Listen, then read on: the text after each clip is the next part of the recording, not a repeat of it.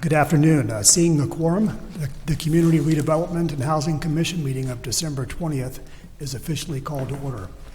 Commissioners, please remember to turn on your microphones. Would everybody please rise for the Pledge of Allegiance? Ready? Begin. I pledge allegiance to the flag of the United States of America and to the republic for which it stands, one nation, under God, indivisible, with liberty and justice for all.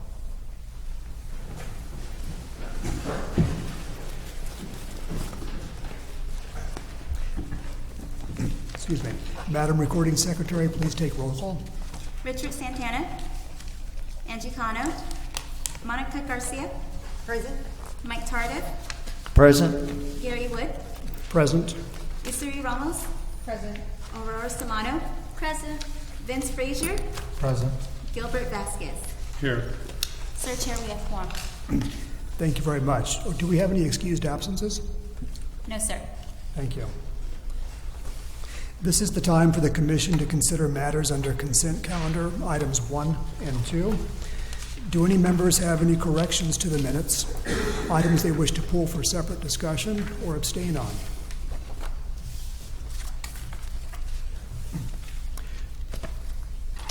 Will staff report on this matter? I'm not sure why that's in here, but it's in here. And does the Commission have any questions of the staff? Do I have a motion to consider items 1 through 2? So moved. Thank you. Do I have a second? Second. All those in favor, please say aye. Aye. All those opposed, say no. The matter is approved with unanimous consent, although noting those excused absences or unexcused. Thank you.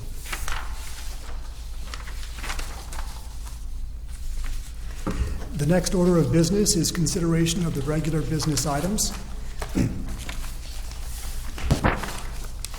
The first item on the business calendar is item number 3, Housing Successor Agency Funds Loan Agreement with AmCal Multi-Housing Incorporated for $8,522,000, $8,522,740 for the First Street apartment project. Is there any member of the public that would like to speak on this matter? If so, you may fill out a request to speak form with the secretary. You have 3 minutes to speak. Also, we will not accept any additional requests to speak cards once we begin the public comment session. If you haven't already done so, please give your form to the recording secretary. I don't believe we have any public speakers. Will staff report on this matter? Thank you, Mr. Chairman. Staff will be reporting on this item. So the item before you today is the Housing Successor Agency Funds Loan Agreement with AmCal for the development of the First Street Apartments project. This project originates back to the June 20th, 2017 City Council meeting, in which City Council approved an award and a pre-loan commitment of $8.5 million for the development of the project. With that pre-loan commitment, which is attached to this item as Exhibit 2, AmCal then was able to secure over $14 million in low-income housing tax credits, specifically the 9% low-income housing tax credits, on September 20th in order to secure the remaining financing that they needed to make this project possible. We are now going through the process to bring back the loan agreement following the pre-loan agreement and commitment that was made by the city in June for the approval of the official loan agreement for this project. The developer is here today, Mr. Gustavo Almorosa. I'd like to invite him up to the podium to respond to any questions from the Commission regarding the project and specifics of the project. We appreciate your support of this item. Before that, I have a quick question. So in the past, I have provided public comment on this specific project.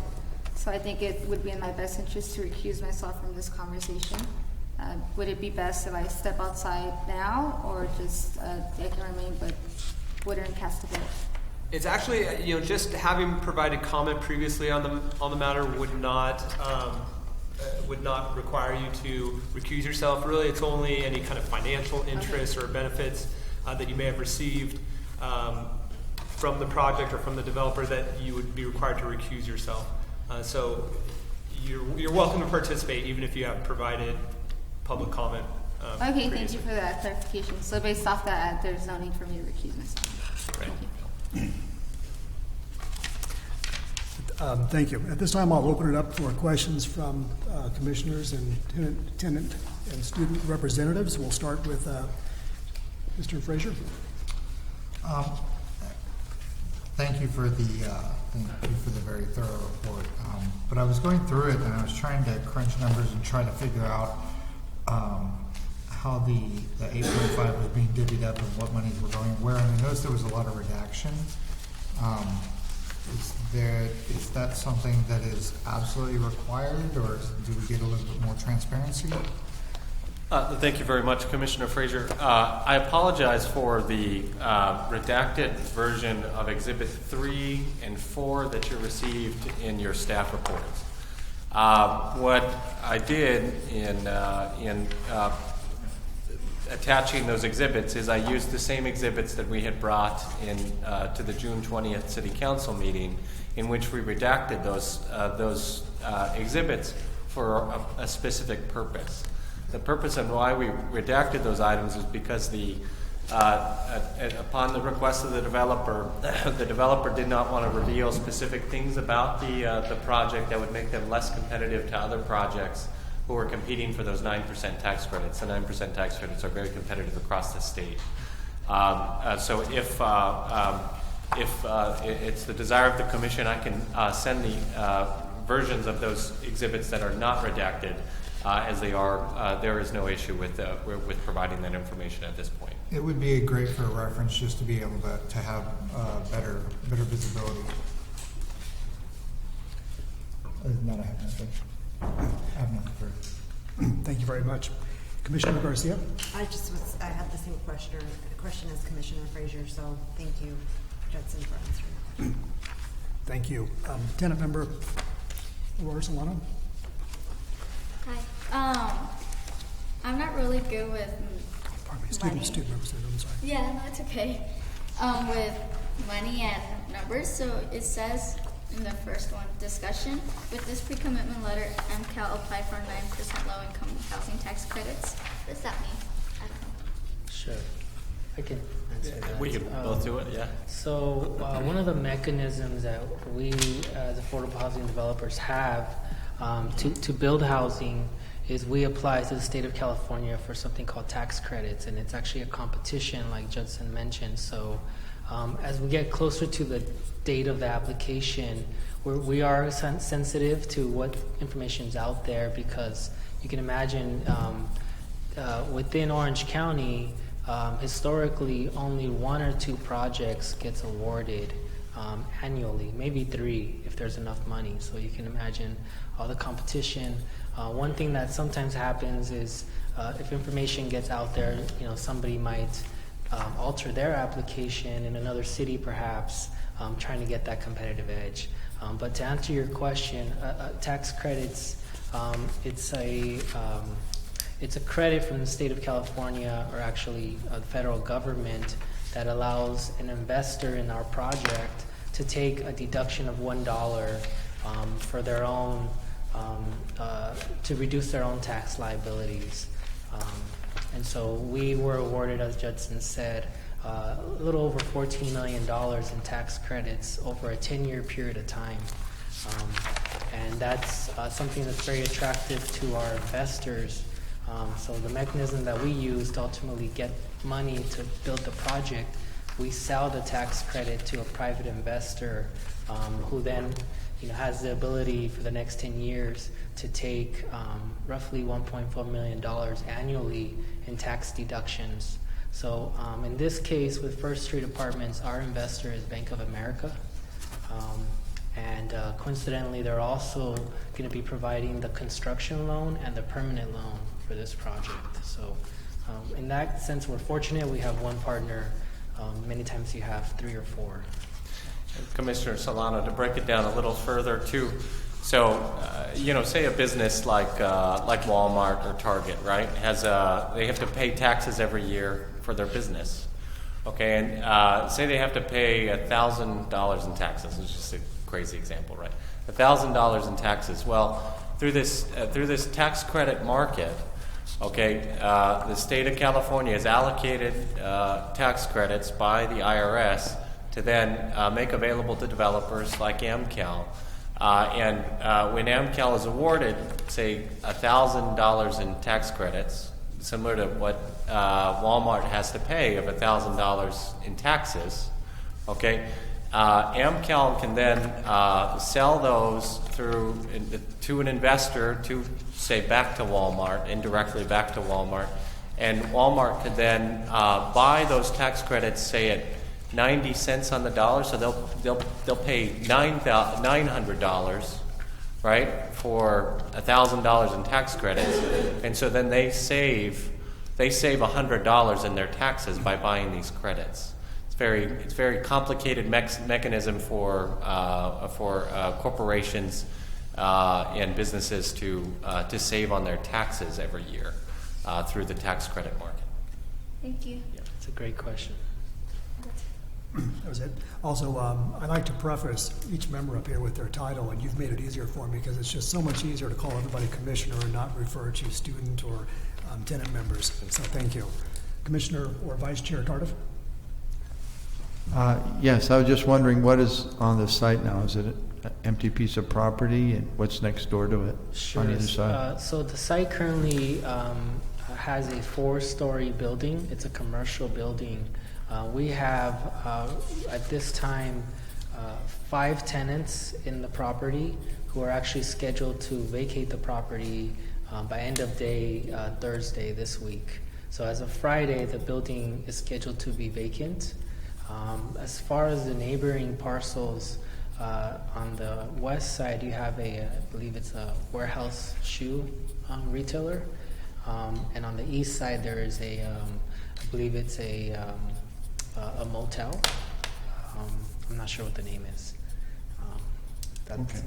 Yes. Very good, thank you. Sure, and well, just to elaborate a little bit further, so the plan for this project is actually to demolish the building, the parking lot, to build the 69 affordable housing units. Sounds like a very good project. Thank you. Thank you. Commissioner Ramos? Yeah, I have just one main question. So I'm glad to see that this is moving forward. And I'd just like to know what your local outreach plan looks like to ensure that your tenants will be Santa Ana residents from the local neighborhood. Sure, that's a great question.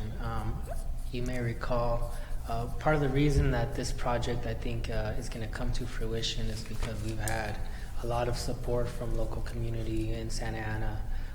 And so it is our intentions to continue to work with the community groups that have been so involved and invested in seeing this project come to life. We typically start our what we call the lease-up process 6 months prior to when the project is scheduled to be complete. We start to aggregate a list of names. We call that our interest list. And we will be planning to reach out to the local community groups that we've been working with closely. I'd like to add to that, we are also obligated to follow fair housing and marketing requirements. So we do plan to outreach to a much larger community, not just one specific group of the Santa Ana community. That's by law. We can't prioritize one particular group over another. But I'll also add to that, we do plan to work with the city of Santa Ana, Judson, and Ryan. Our loan docs incorporate language that talk about to the extent possible, a priority for local Santa Ana residents. So that'll also be part of the process that we'll incorporate into reaching out to potential tenants as we get close to that stage of the project. We, at this stage, plan to start construction in March of next year. We're looking at roughly an 18-month construction period. So when it gets close towards the end of that, roughly 6 months, we will start the outreach process and the pre-leasing interest list. And at that point, I will probably be reaching out to maybe some of you and your organizations.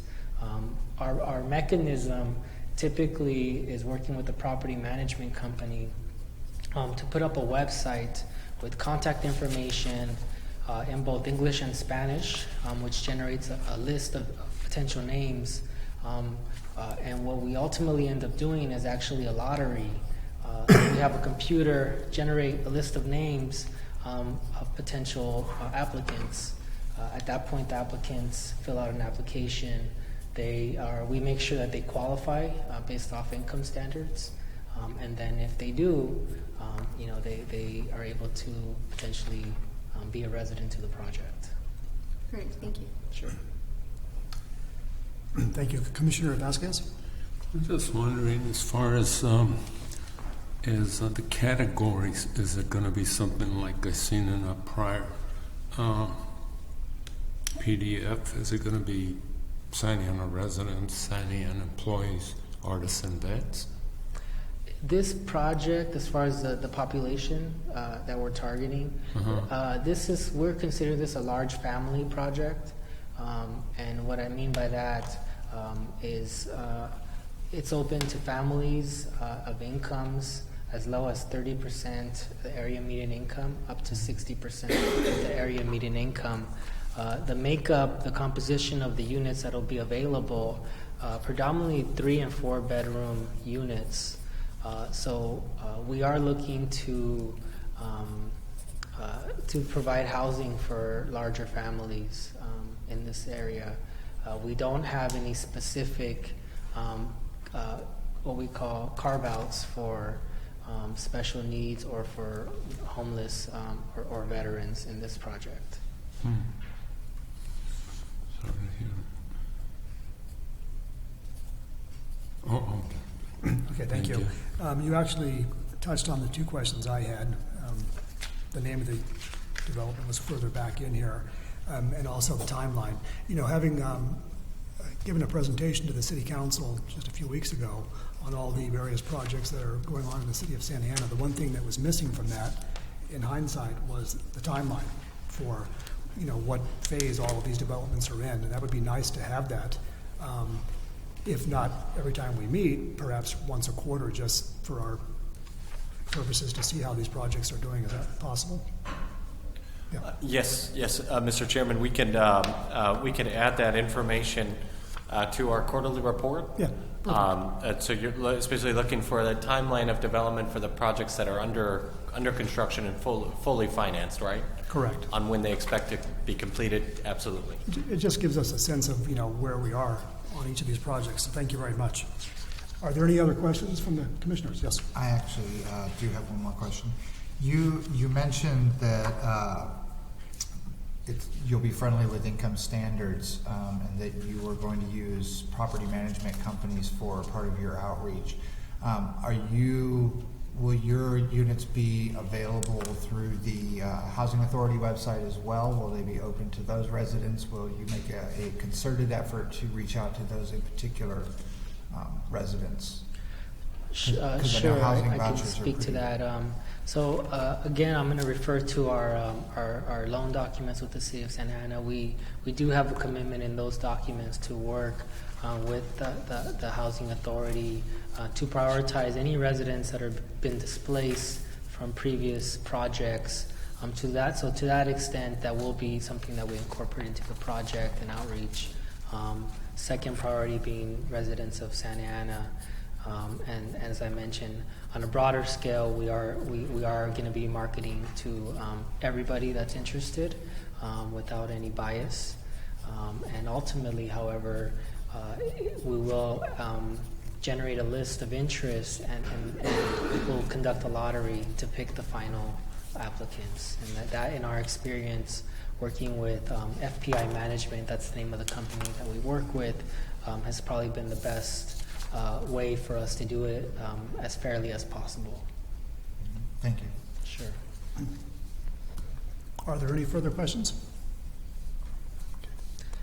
Actually, I'm sorry. I wanted to comment to your first question. As far as how we use the funds from the city, and I'm sure, Judson, you'll probably be getting back to everybody with those documents. But I can share with you overall, our intentions are to use the funding to cover the cost of the property, cover what we call our pre-development expenses up to date, which includes all of our application costs, includes all the studies that go into the geology of the location, architectural fees, engineering fees, and ultimately a portion of the fee would be going to the actual construction of the project.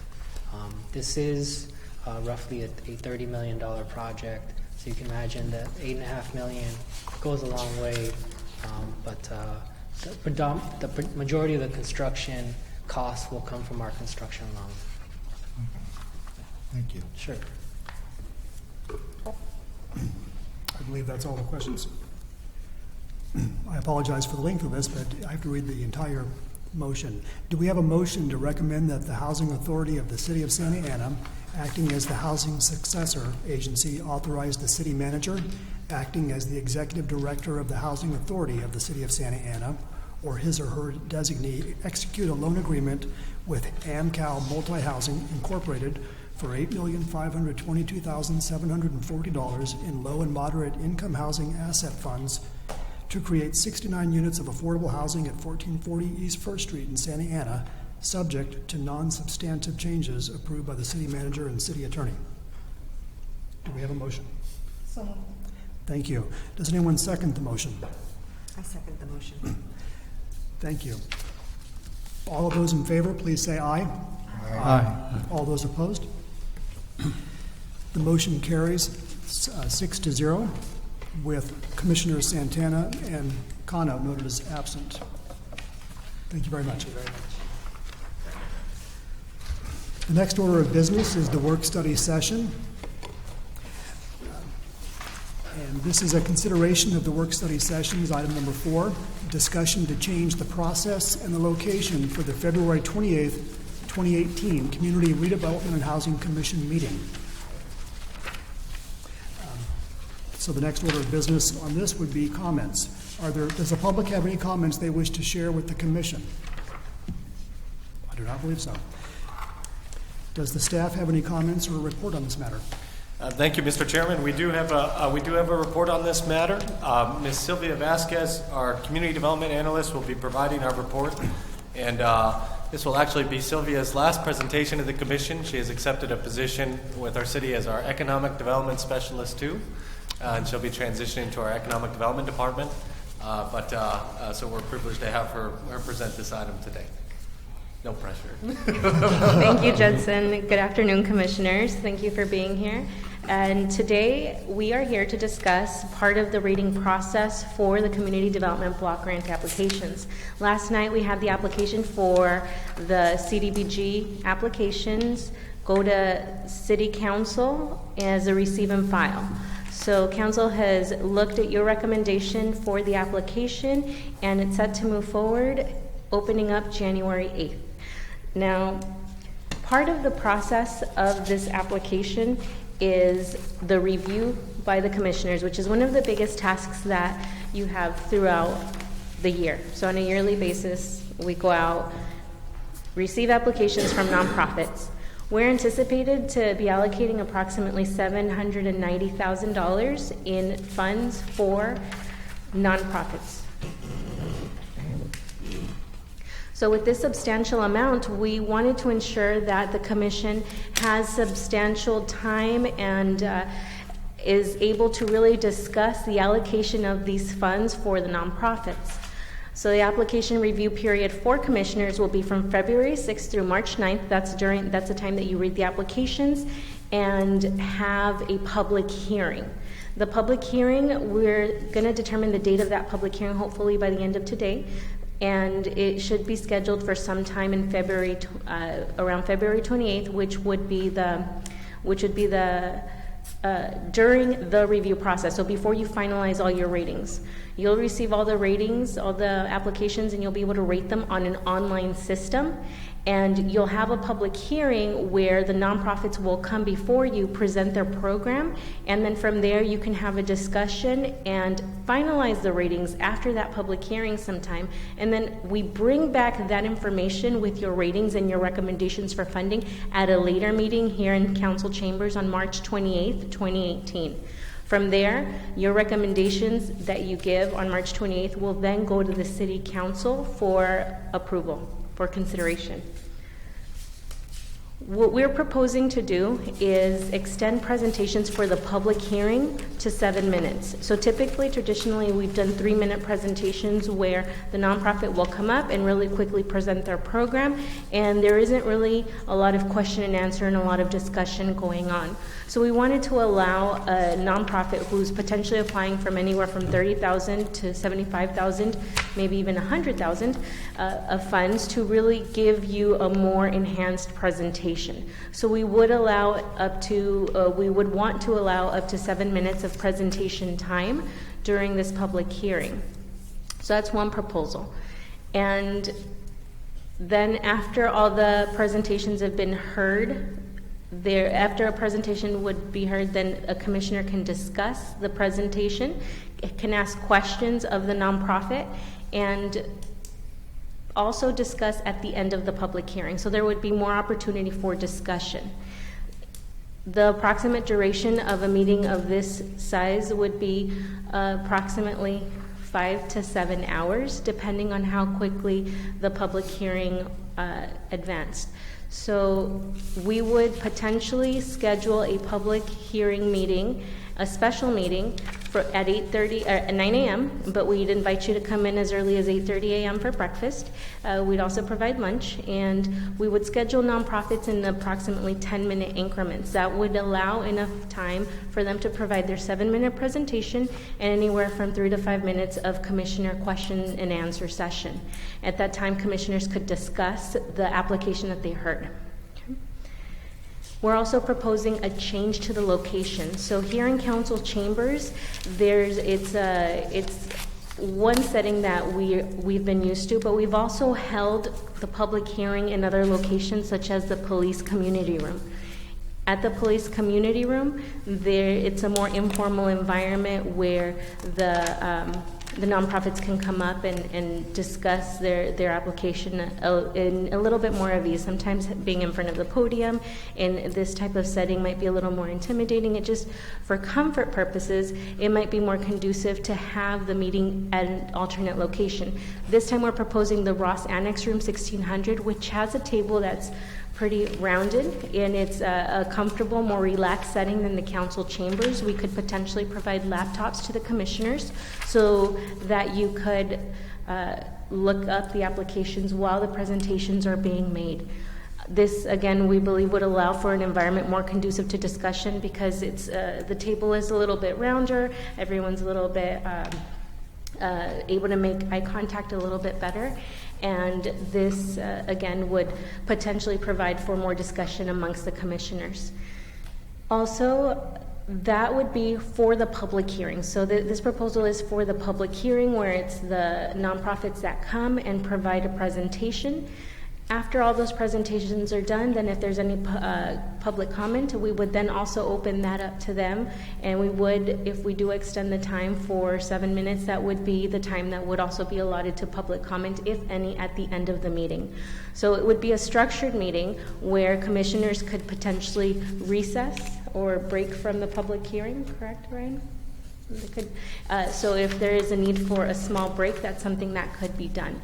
And the reason for doing this is because this is a substantial amount of funds that is being released out to the nonprofits with substantial grant amounts, again, from anywhere from $30,000 to maybe $100,000 per grant.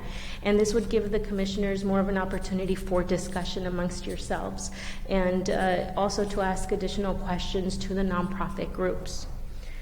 So we're proposing having the location in room 1600 on certain dates. There's certain dates that are available for the full day would be Monday, Tuesday, Thursday, and Friday of the week of February 28th. That's when the regular meeting is. So we would have to have a special meeting either on Monday, Tuesday, Thursday, or Friday if we went through with this process. So as I kind of give you an overview of the vision of the public hearing in order to allow for more discussion, more comment from the commissioners while you review the applications.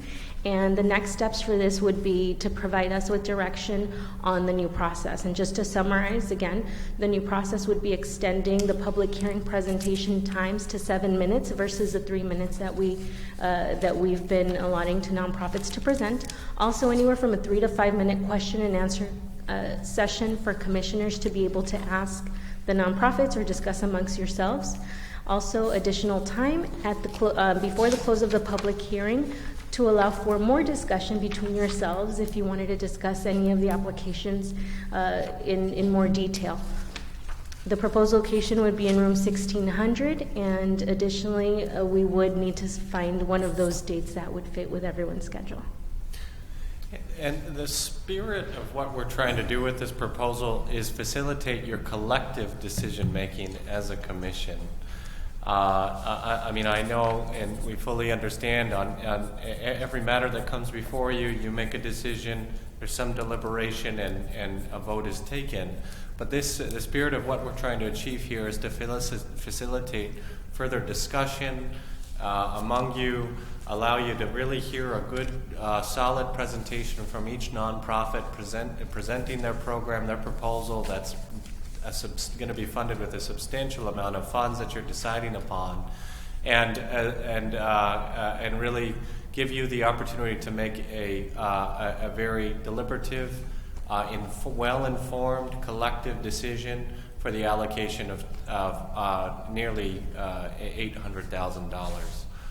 So with that, we are fully open to questions and discussion. Okay, thank you. Sylvia, thank you very much for the presentation, and congratulations on your promotion or your new job assignment.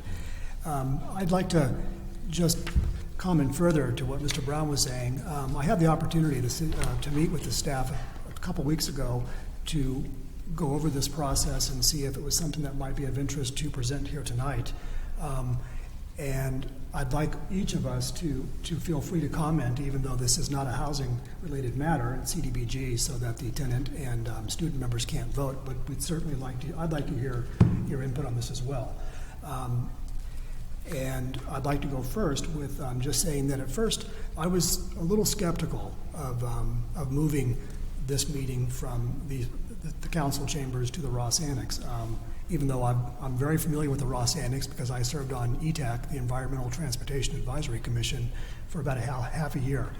But just listening to Sylvia and Mr. Brown or Judson talk further about this, it really did open my eyes to several things. The fact is, last year, the session did feel very rushed for all of the speakers that were before us. They were given 3 minutes, and it was just a really rushed setting, I felt, and a lot of distractions. And also, having spoke to the council from where Sylvia's standing right now, even though tonight there's nobody here, it's not very intimidating. When you've got a lot of people in the audience behind you, it can be really intimidating standing there and trying to be rushed through something in front of, whether it's the council or the commissioners. It does, we carry a lot of weight up here. And I think a more informal setting, achieves two things. It allows the speakers a lot more time to present their case to us, and it gives us time to ask follow-up questions. But it also provides a really good environment in that roundtable session where the speakers, I think, will feel a lot more comfortable in addressing us and being more themselves and talking freely about their nonprofits.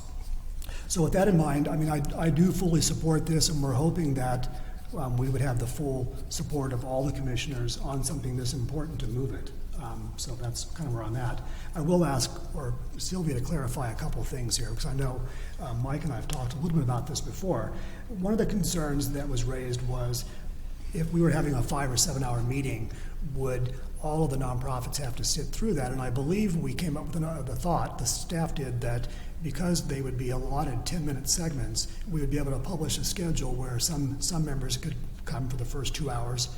They wouldn't have to stay for the whole thing. They'd sort of know the timetable and when they're speaking engagement would start, correct? That's correct. So we would schedule nonprofits in approximately 10-minute increments. That way they have a scheduled time for them to attend. Now let's say that for whatever reason we are running ahead of schedule, and one of the nonprofits that's up maybe isn't there yet because their time is maybe 15-20 minutes later. Then what we could always do is accommodate and move that person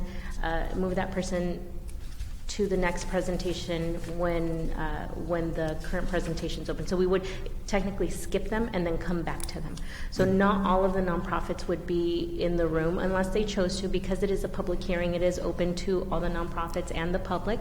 However, because they would have that scheduled time, we found that for the most part it would be just the people that are scheduled around that time frame. Okay, great. And just again, going from last year, when the speakers were presenting and they had 3 minutes, I really don't believe there was any follow-up questions from any of the commissioners, even though, again, we had that opportunity. I just felt like there was just no time. It was very rushed. And this would give all of us a chance to ask follow-up questions. And of course, I had already envisioned that if we had, let's say we had all the commissioners attend, if we allow for 5 minutes of follow-up, one or two commissioners might take up all that time. And what I had proposed was that I would just alternate the starting point of each question, so that, for instance, if it was tonight, Monica would start the first round of questions and get through what she had. I would be next, Mr. Tardif, Ms. Ramos, so that each of us would have a chance to lead off with the question, and we would try to limit that to about a 1 minute question and answer session. So we would, get a lot of chance for input and dialogue with the people that are presenting to us. The only other comment I had or question I had brought this up with staff earlier. If none of these dates were conducive for us, are these the only dates, or is there the possibility of a Saturday, even though that's not something we would like to entertain because people have weekend plans, but is a Saturday possible? Yes, Mr. Chairman, a Saturday would be possible for our staff to come in and for us to make, of course, prepare the room for the meeting. And the only reason I bring that up is I know some of the commissioners, have full-time jobs, and it's, even though we're planning this 3 months out, we're trying to be very flexible in accommodating everybody, so that because it is important having all the commissioners attend. With that being said, I will open this up for my fellow commissioners, and again, I'll like to start at the end. Thank you. Mr. Frazier? I just had a question about the timing, because it seems to me that the goal is to make it a more relaxed, non-rushed, kind of a more collaborative and engaging environment. But you're squeezing 13 minutes of talking time into 10-minute increments. It just seems like we're setting ourselves up for failure at that point, and not setting everybody on 15-minute increments to allow that buffer. It just seems like the math on that time isn't working. It's a good point in discussing as staff on that question of do we schedule the nonprofits in 15-minute increments or 10-minute increments. I think the preference for our commissioners, and correct me if I'm wrong, would be to have the next nonprofit ready to go and ready to present instead of sitting there waiting for the next nonprofit to arrive. And we also feel it's likely that some nonprofits may have a presentation that's 5 minutes, 5 slides. Here's their organization, here's their concept, and any questions. And then the commissioners don't have very many questions, and so we get through their item in 7 minutes flat, and then we're on to the next item, so we're ahead of schedule. So that was the decision making there in terms of the scheduling them in the nonprofits in 10 minutes versus 15-minute increments. Okay, that makes sense. Thank you.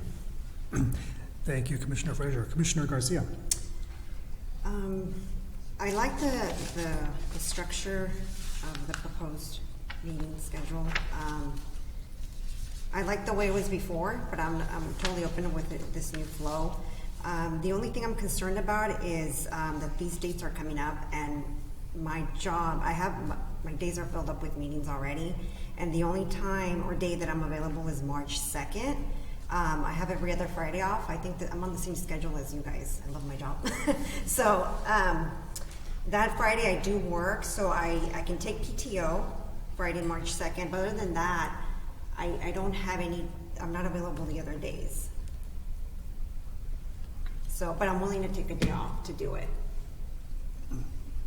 And there is flexibility with the dates, so we wanted to try to keep it to February 28th, so we had enough time to prepare the item for March 28th commission meeting. Yeah, I But understand. there might be additional flexibility, but if March 2nd is a date that works for you, then we could definitely see if that would work with everybody else. I can try to move a meeting on March 1st. I have a couple meetings, but I can try to move a few, but I don't know.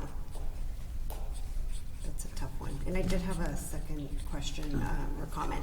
And Commissioner Garcia, to add to that, Sylvia, so if we were to hold the meeting on March 2nd, and that was the direction from the commission to hold the meeting on March 2nd, that would give you then 7 days before the review period is complete, and for you to submit your final scores. So that would be fine. That would be fine. Yeah. And my other comment or question is, when we reach out to the organizations and have to request that they send in a representative to speak on behalf of the nonprofit, are we giving them some criteria as to who to send? Because in the past they've sent different people, like it could have been somebody giving a testimonial, and I would think based on the nature of questions that we're gonna ask or might ask about financials and whatnot, it would have to be somebody like a top level leader at the nonprofit, right? Yes, a great question, Commissioner. So that is the vision, that they would that we would give them direction that they need to send, an executive director or a manager who's going to be overseeing the funds directly. We understand that some nonprofits want to bring beneficiaries of the programs to the meetings, to the public hearing, and we will ask them beforehand as well as at the meeting that only one person speak per organization during the initial public hearing, and then at the end, if there's any additional speakers who wish to speak on behalf or in support of that nonprofit organization's application, then that they would be able to speak at the very end of the public hearing. Right, okay, thank you. Thank you. Commissioner Solano? Hi. I'm glad that you're moving on forward, and I hope it goes well for you. And I would like to say thank you for the presentation. And although I might not be able to do this, I don't know, because since I'm a student member, I would like to say that it's really nice that you guys are trying to feel the nonprofit representative feel comfortable. Although I've never been to any of these public hearings, I hope it goes well for the people. And I think that this is a nice way for eye-to-eye contact. It's really nice because it makes the person feel better, and I think it's just good. Thank you. Very well stated. Thank you. Vice Chair Tardif? Yeah, I think it's good. You're balancing a couple of interests here. One, first I'd like to ask if you'd look into how other cities handle this type of operation. And the reason I ask is there's one entity that's not going to be really well served by an all-day meeting, and that would be the public. If they wanted to participate, it makes it difficult. And I just, that's out there, and I just I'm sure you're aware of that. Yeah, thank you very much, Mr. Vice Chair. So we didn't research with other cities, but from my own knowledge and Sylvia's own knowledge, I'm familiar with a CDBG program where they held their public hearings with their commission at night, and they would have the nonprofits come in and speak and open the public hearing, but they would hold it at night. Sylvia, do you want to talk about what they do in La Habra? In La Habra, they open up the public hearing also, and it's just the way we've done it in the past. But there is other sources of. There are 2 public hearings for the CDBG. So it would still allow for participation, maybe at different times throughout the process. So one public hearing, it may be difficult for some to attend, but hopefully we're there late enough to when somebody shows up, we're still there and available to take their comment during that public hearing. But the public hearing will also be held at the City Council.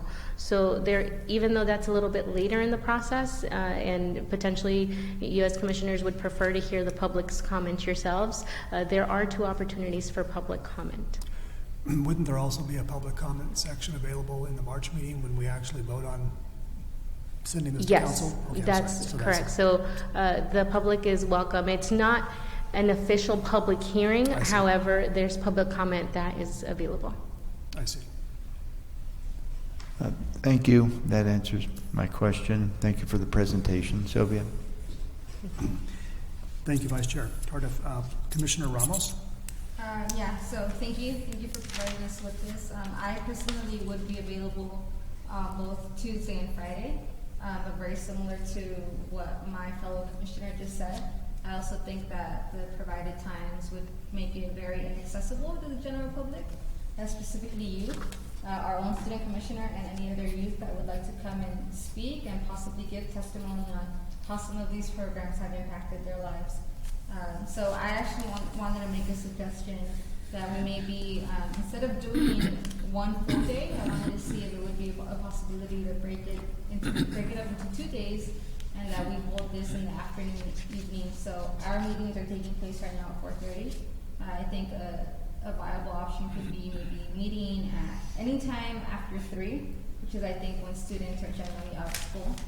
And that would also make it a little easier for members of our community that are working during the daytime to come in time. So when I see an issue, I like to provide a possible solution.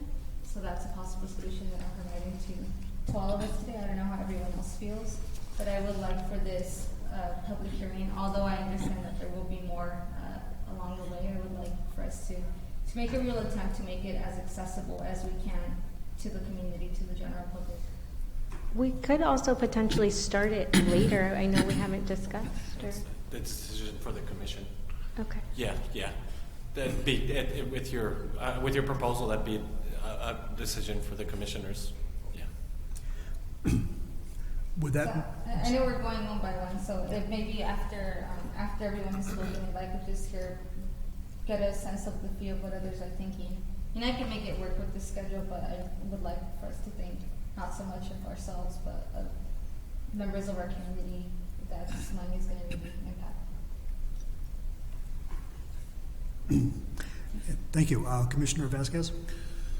Yes. I'm new to this process, so I want to see how it unfolds, but I am for whatever involves the public the most. Thank you. You're welcome.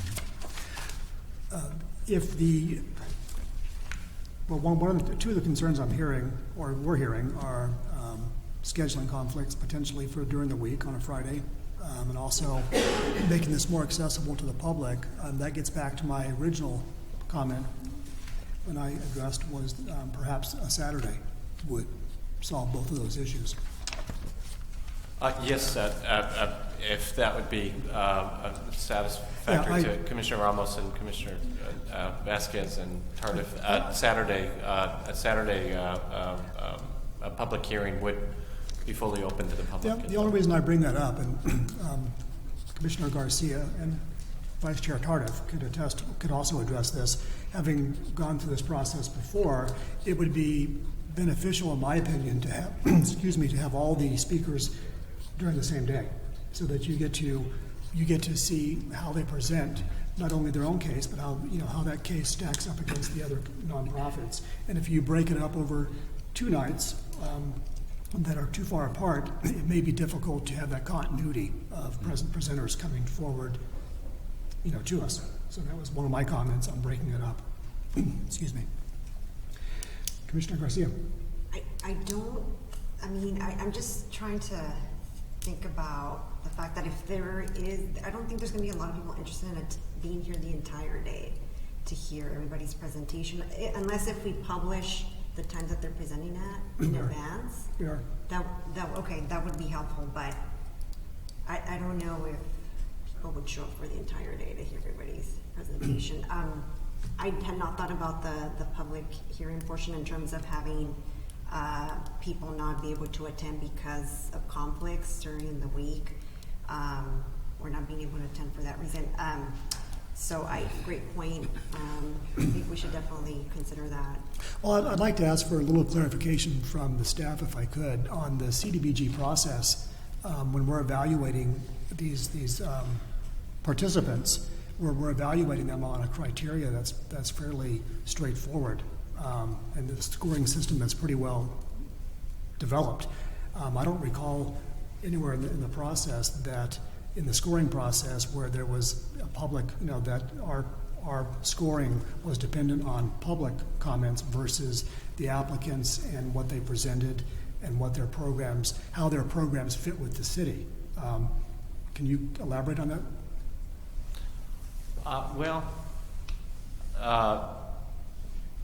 So the public, different times at points at which we've been able to receive public comment and public input on this process included the last commission meeting that we held, the city council meeting last night, and then that was approved by the commission and then approved by city council after hearing public comment. And then after the application is released, this public hearing, obviously it's a public hearing, so any member of the public is able to participate, and we comply fully with those regulations in this proposed structure. Is the public speaking at the start of this or at the start of this session, or is it after each presenter? Well, so the public, you would open the public hearing, you would hear the presentations from the nonprofits, and then any other member of the public that wanted to speak after the nonprofits, you would then ask them, call them, pull their cards and ask them to speak. But in terms of the actual allocation of funds and the award of the funds, that would then be coming back to you in March with all the organizations, the amounts that are being proposed, where you would then open it up for public comment before discussing the actual awards of the funds here at the City Council chambers. Okay, thank you. Yeah. And that information of what we had determined according to our score sheets, our online sheets, is that available to the public prior to our meeting, or is that? No, the way it would work, those applications are under review, so at that point they're not public information. It's not until after the ratings are finalized. So what we've done is we've set the public hearings during your review period. So let's say you had rated an application, but then based on their presentation and some of the questions, you got clarification and decided that you're changing the rating. That's up to your discretion up until the point where we close the period, which would be March 9th. March 9th would be the date where we would then gather that information. And even so, because it's still part of the process, that wouldn't be available to the public until after the finalization of the awards, if I'm correct. Yes. Thank you.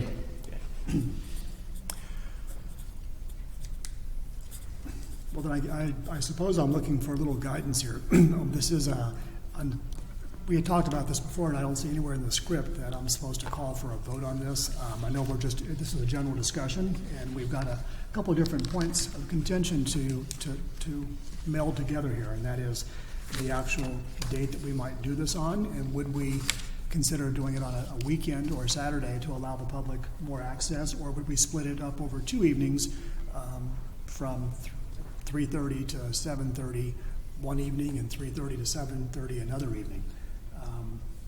Is that the gist of what I'm hearing the same feedback. Okay. Yes, sir. And so I suppose, we're looking to have something that I think we're all comfortable with, because if any of the commissioners are not comfortable with the process, then we revert back to what we've always had, which I feel is a very rushed setting here in these chambers, that does, give the public more opportunity, I suppose, to participate in the 3 hours we do it, but not in an extended environment in time that we can all have more input with the actual presenters. So in this case, I'd like to just ask my fellow commissioners to talk about the process of a Saturday versus 2 evenings. Chairman Wood? Yes, sir. To step back a little bit, I was fine the way that we've done it in the past. That does give more accommodation to the public. And, the presentations, the written presentations, the written information that we get, I felt it was adequate to make a decision by. Along with the written presentation and then the shorter presentations that we got in person, I thought that was satisfactory. But, maybe other commissioners have other feelings. Yeah. Can I recommend that we take a quick poll? So there's 7 of us here, just to see where the majority is, if we would be able to meet on a weekend day, on a Saturday. Right. Or we would prefer to break it up after hearing a bit of that discussion that took place. The non-voting members are certainly welcome to attend the public hearing, or the Yes. hearing, yes. But as Yes. far as the actual weekend versus an evening, I'd like to have the commissioners that are going to be actually participating in the CDBG selection process. Is that okay?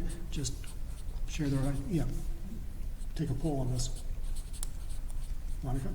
I like the idea of 2 evenings to take the meetings take place during start earlier than our regular meeting time. For example, for February, our meeting is on the 28th. I think maybe we can start earlier. I like the idea of a 7-minute presentation time. I like that. But I just feel a Saturday, I don't know if that's reasonable to ask people to come in. And I'm not talking about us, but people from the nonprofits to come and take time out of their weekend to present. But I am in favor of 2 split meetings in the evening, and maybe we can do, our February 28th meeting, and then that Thursday or Friday, the March 1st and 2nd. That way it'll be back to back.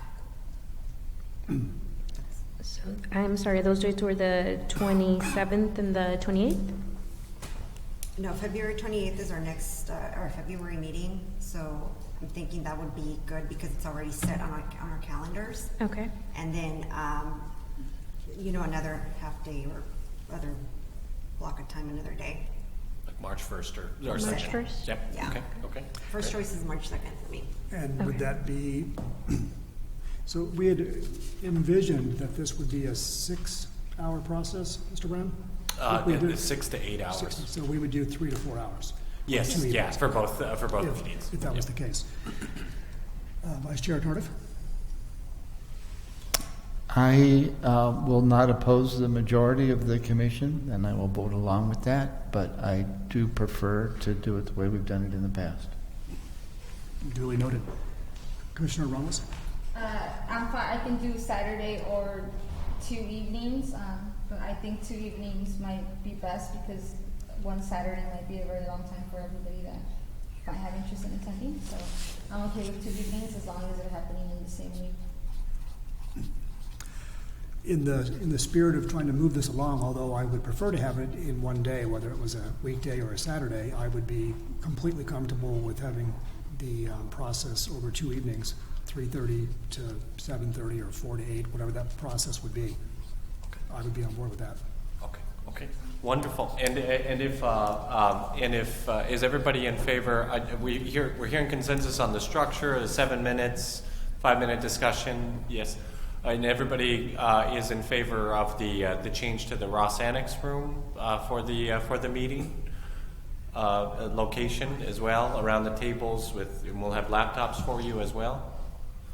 Is that okay? Commissioner Garcia is nodding his head yes. Vice Chair Tardif? Ramos, yes. Again, I prefer that we do it the way we did in the location that we did it. But you'll But not I won't oppose the vote majority. along. I won't oppose.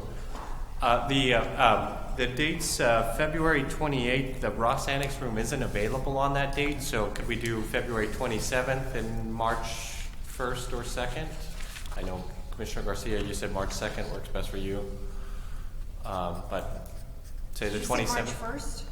You said, So how about the 27th and March 1st, so Tuesday and Thursday of that week? Either Tuesday, Thursday, or Tuesday and Friday. Or Tuesday and Friday?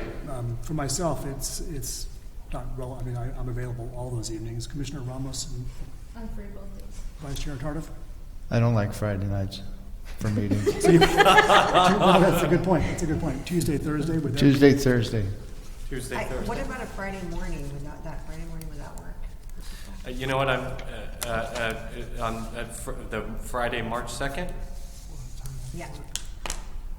So I think we were trying to do evenings. Okay, To ensure yeah. that students. So yes, Thursday or Friday would work for me. Tuesday, The Thursday. evenings, yeah. Okay. So I think we have a consensus that the preference would be, at this point, if we're moving forward on this, Tuesday, Thursday. Okay. The Los Angeles would work.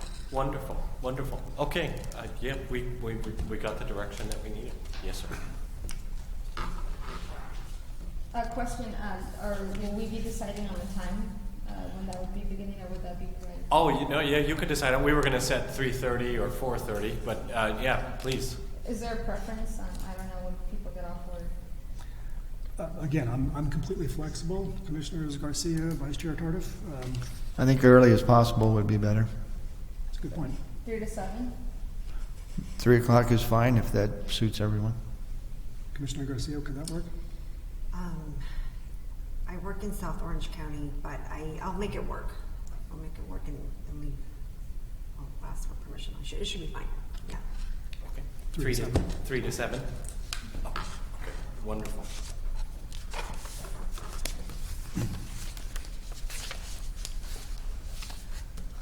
Okay, I believe we're past the work study session, and thank you very much, everybody. I know we've had a lot of things to think about, and I appreciate that we've come to a consensus on that. I jumped ahead of myself in the script earlier. At this point, we are now into the comment section. Does the public have any comments they wish to share with the commission? Please know you have 3 minutes to speak. And I just see Chris out there, so I don't believe we have any public comments. Staff member comments? Yes, thank you, Mr. Chairman. We have a couple different comments. So first and foremost, we're excited to present to you our first ever Housing Plus Program 2018 calendar. This calendar was developed by our staff, Ms. Jackie Holmes. She was here. Worked very hard to produce this calendar. It features stories of success of our families and our family self-sufficiency program throughout the year, and including quotes from each participant. We were excited to complete that project and provide you with this year's calendar. In addition, for our Family Self-Sufficiency Program, we were awarded this week $138,000 for the continued administration of the Self-Sufficiency Program for calendar year 2018. Relative to our funding and our our Housing Choice Voucher Program is fully federally funded. This is an important grant for us.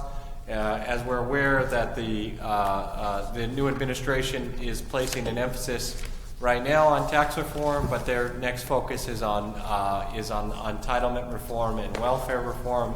And what we've read when they discuss welfare reform, that includes our program. So self-sufficiency, this self-sufficiency grant is important to us. It's important to our assisted families, and we were excited to receive the announcement of that award.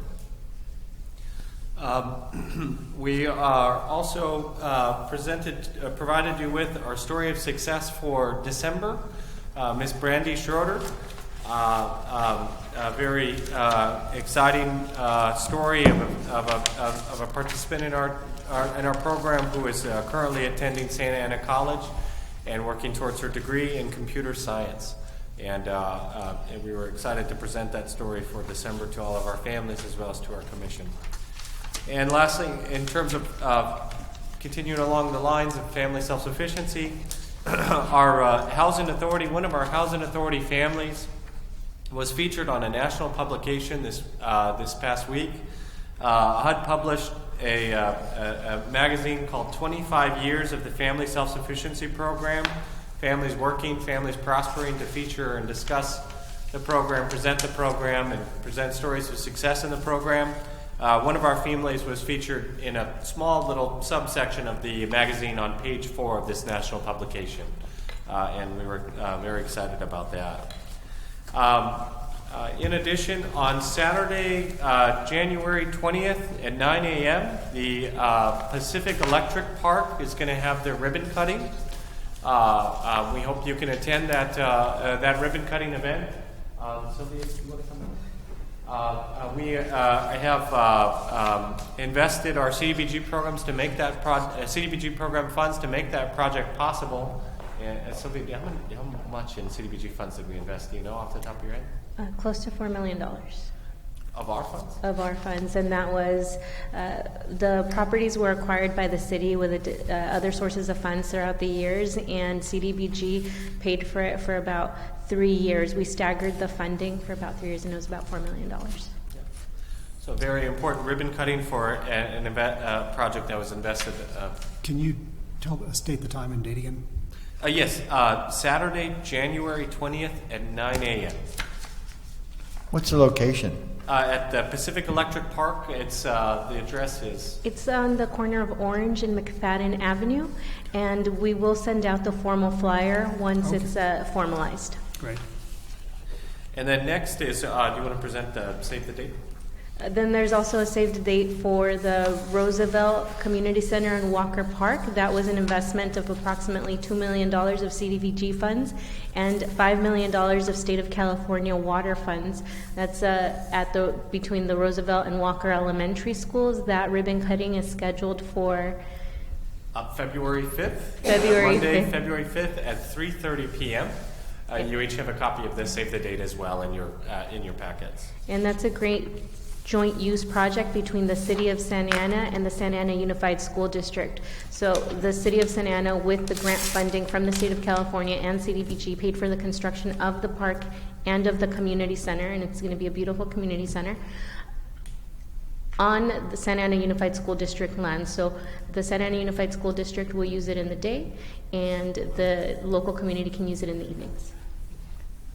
And 3 more items that on this Saturday, December 9th, so this 2 Saturdays ago, we held an outreach and engagement fair in the Plaza of the Flags that was coordinated by our department together with the Santa Ana Police Department HART team.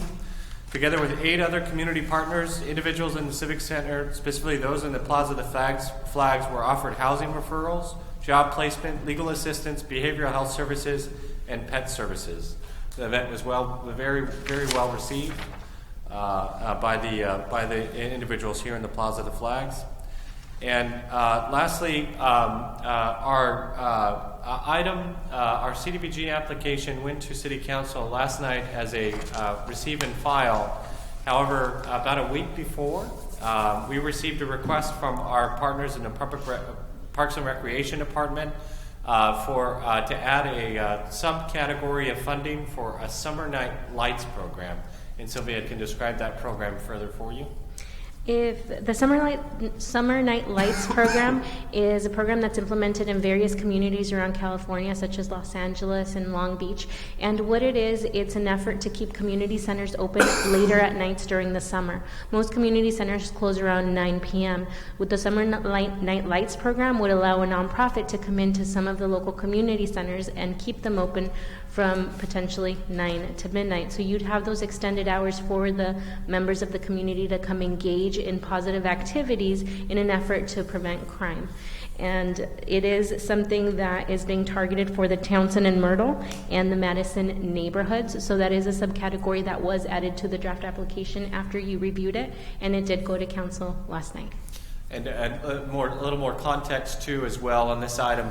Our Parks and Recreation Department received direction from our city manager's office to add this item to the application, and this follows from city council direction that our city manager had received from 2 council members. And if you watched or observed the city council meeting last night, you'll see that Summer Night Lights subcategory was discussed. Now, what will happen administratively? What that means is the full $780,000 is being made available, right? for nonprofits to apply for. Now, this subcategory means that a nonprofit could apply for to create and administer a summer night lights program in partnership with our Parks and Recreation Department or with Santa Ana USD. Now, if they apply for that subcategory, then you'll have a pool of applications that are being considered as part of the full scope of applications for the 780,000. Then you'll have a subcategory of applications specifically for summer night lights. And our city council gave us direction that they would prefer an organization to be funded for this summer night lights program. Of course, that is at your discretion, but they will be separated out from the pool of application, from the entire pool of applications, so you can consider them and their applications separately from the general pool of applications.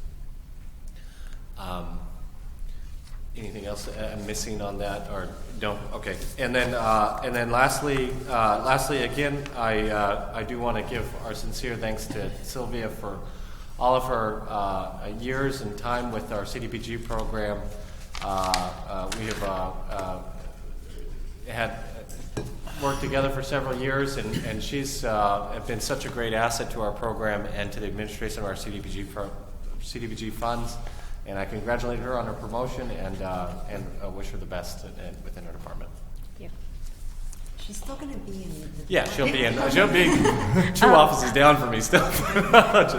And I'll very likely still be at some of the public hearings to help with that process. So I'm still in the same division. It's still community development. So you'll still see. Yeah. Okay. Thank you, Mr. Brown. If I could, a little round of applause for Sylvia for her promotion. Congratulations. The next order of business is commission member comments. Commission members, please note that no member may speak more than once until all have had an opportunity to speak.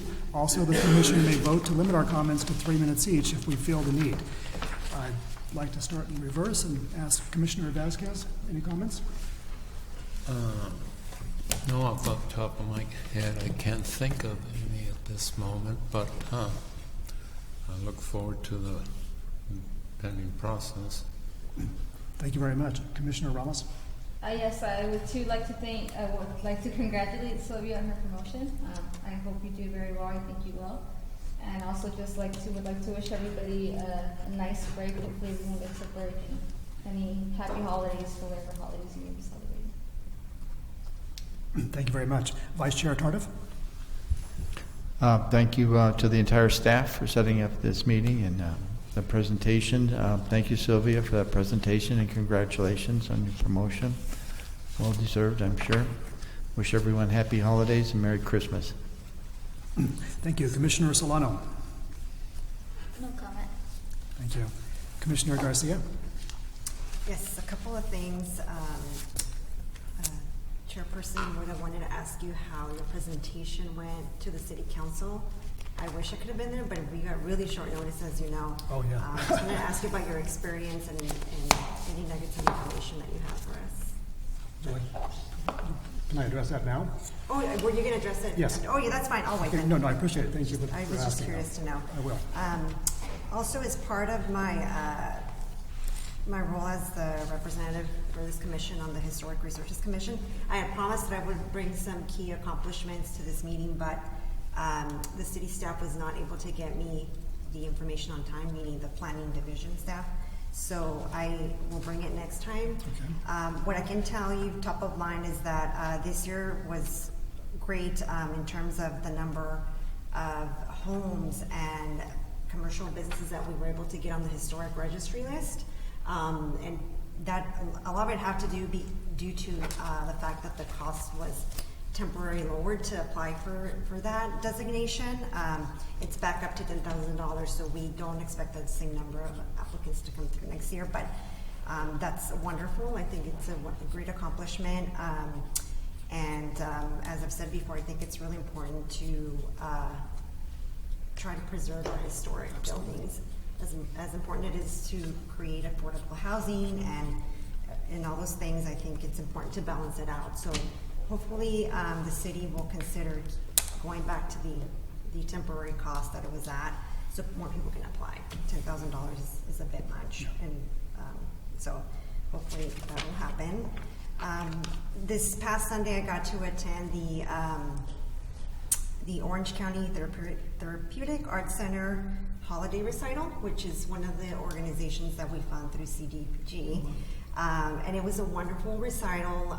They have a great violin program, awesome program for special needs kids, and it was great seeing everybody perform and just our dollars at work, and it's such a great investment. So just wanted to share that with you.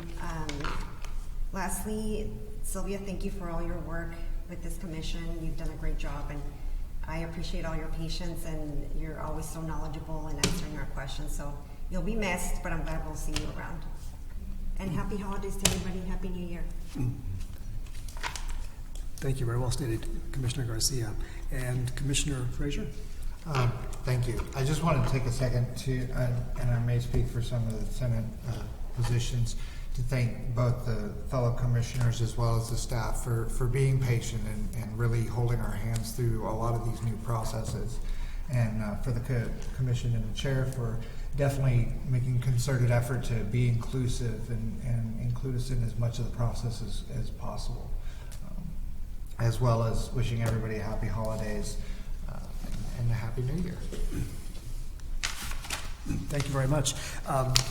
Commissioner Garcia, thank you for asking about that. It was on my list of things to address this evening, and that was, I believe it was November 22nd, or was it November 22nd? I gave a presentation to the City Council. I didn't have a lot of time for it, but I took Mr. Brown's direction on it, or advice on it, and what I did, I spent some time looking at the archives, the video archives of some of the other commissioners, pardon me, chairpeople, that had come forward and presented to the council, just to get an idea of how long they spoke, what they spoke about, and it gave me an idea of where I wanted to go.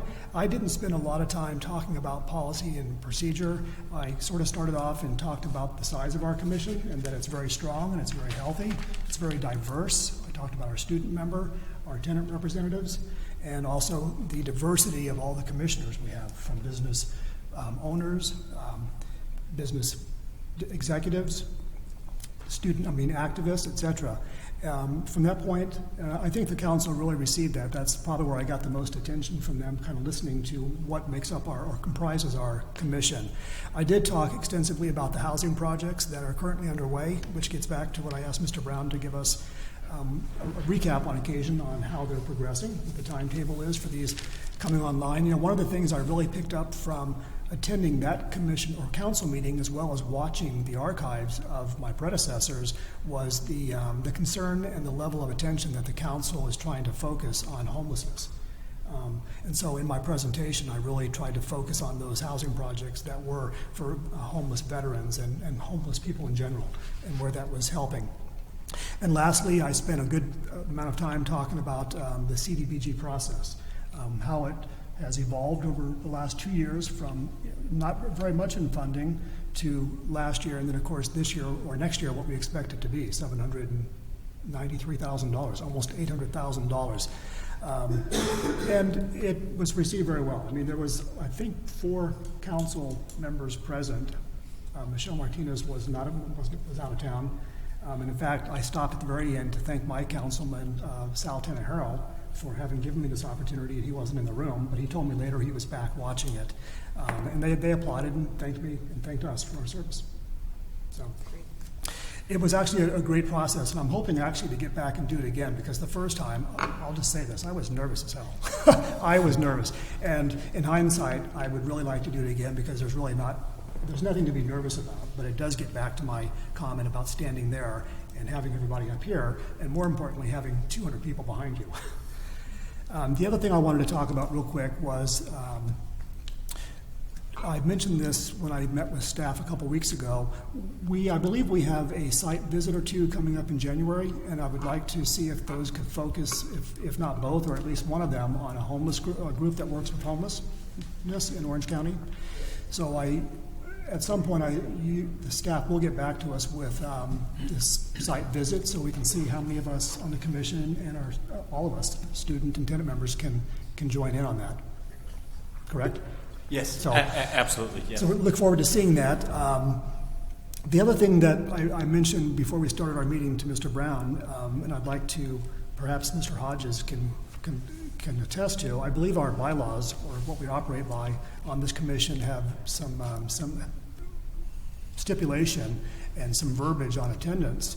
And it's one of the things I had asked was, it doesn't seem like we're getting the full scope and breadth of our commission up here when, you know, 3 or 4 of us or 4 of us are the same ones that typically show up. And I know that we need to represent all of the cities, so I've asked the staff if they would get back to me with an attendance report for the year, because I believe it's not me that's speaking about this, it's our bylaws stipulate that if you miss, you're only allowed so many unexcused absences, I believe. And we need to address that, I think, to make sure that we have full representation of here. Okay? And in addition, too, I have followed up with the clerk of the council regarding Commissioner De Leon's vacant seat. And so we are still waiting for Councilmember Benavides to reappoint a new commissioner for the vacant seat. Okay, thank you very much. But you will get back on the attendance. Yes, of course. And in closing, I again wanted to wish all of you a very happy holiday and the best of 2018, and look forward to working with you next year. At this time, if there's no more comments, or I do have one more comment, sorry. If I may, Chairman. absolutely, Vice Chair. What? It has to do with the location. I was thinking about access for the public to the room 1600. Will there be someone there all the time to make sure that door is open? Because I know a lot of times that door closes at 5 o'clock. Oh, that's a good point. Can I comment on that? The main city doors, right? The Ross Annex. In terms Well, of the Ross main Annex. city door is closed, and the only door that I know of that's open after 5 o'clock is, well, it's not even open. Sometimes you have to, somebody has to be walking by to open it for you after 5 o'clock. Yeah. Typically what they do when they have meetings, public meetings in that room after hours, is they will have somebody stationed at the door to make sure it remains open, so that people can have access throughout the meeting. Yeah, so Okay. we will do that. Thank you. That's pretty important that somebody stay there all the time. I know it's important for security, so people don't, you can't just leave the door open because people could wander throughout the building. You need to have somebody there. Absolutely. Yes, thank you, Commissioner. Can I make one more comment? Absolutely, Commissioner Ramos. Yeah, so very quickly on that, I agree, and I know at very recently a council committee meeting, they left the lobby door open, so it was unlocked, not open, but it was unlocked. So just wanted to comment on that. And also very quickly, thank you for the calendars, and thank you for providing us with a few dates to now add to our brand new calendars. So I know in the past I had requested I'd requested a calendar, so I mean, we literally got a calendar, which is great. But it'd be great if we can get a few dates for the first quarter, if there is anything that is coming up. So I know the depot at Santiago Development is being constructed, and it looks like it's going to be complete very soon. So I'd be interested in knowing when the grand opening for that will be, and any other, or the groundbreaking for the AMCO project as well. Absolutely. Yeah. Thank you very much, Commissioner. We don't have a date yet for the grand opening for the Deepwood Santiago. After the financing closes for the First Street Apartments project, then the thing will be they're setting their date for their ribbon cutting, and then third, the Orchard project, our 71-unit permanent supportive housing project. They're just this month completing construction on the project, so they should be scheduling their ribbon cutting in January. So I think in terms of just tentative planning, we anticipate the Orchard to have their grand opening in January, the Deepwood Santiago to have their grand opening in either February or March, and then for the First Street Apartments project to have their ribbon cutting in March or April. And so those dates, the specific dates, will absolutely be forthcoming, and as soon as we have them, you'll be. As soon as I receive them, you'll be the second to receive them. So, Thank you very much.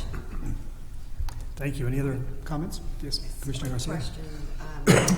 So are we still gonna have our February 28th meeting since we're meeting on March 1st and 2nd? We would, so with the agreement and direction provided by the commission tonight, we would reschedule the regular meeting scheduled for February 28th to a special meeting on February 27th, and then a second special meeting on March 1st. Correct. Got it. And we would cancel that February 28th meeting. Okay.